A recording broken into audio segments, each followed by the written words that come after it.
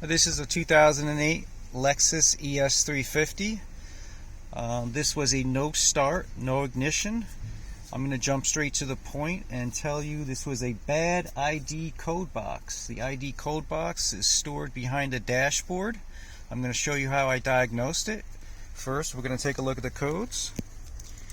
b2789, no response from ID box. We have a communication fault between ECUs connected by the LIN.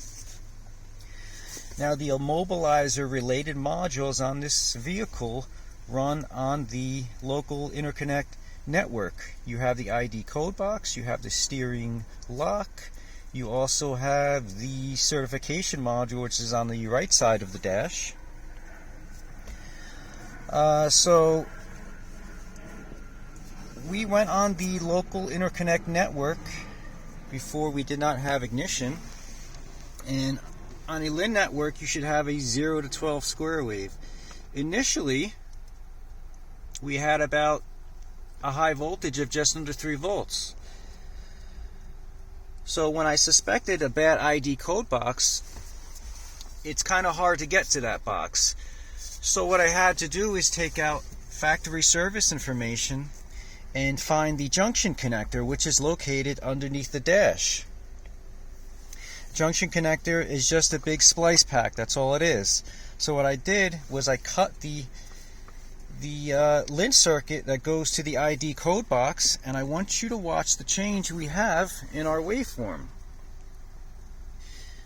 We went from 2.7 volts, and as soon as I cut that circuit, I pushed the start button, and now we have our 0 to about, we're just under 10 volts, but this is good. This is what we want to see. This is about 0 to 10 right here on the LIN network. And as soon as I cut that, we got the ignition to come back. Now, this vehicle took a long time to fix. This was at another repair shop. They tried charging the customer $600 to replace two fuses which were probably unrelated.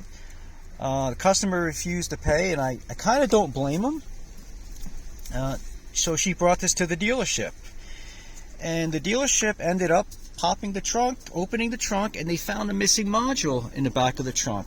And this missing module was a clearance warning ECU. The clearance warning ECU runs on the CAN network. It doesn't even run on the LIN network. And they told her that this module is required to start the vehicle, and of course they're wrong.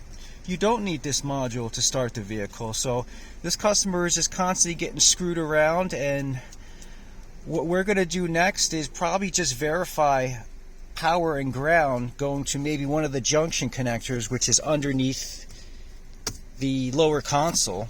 That junction connector will supply power to the ID code box, and that's as far as we can check power going to the ID code box. Once again, it's very common for these to go bad, and once I do these other simple checks, I'll be confident in calling an ID code box.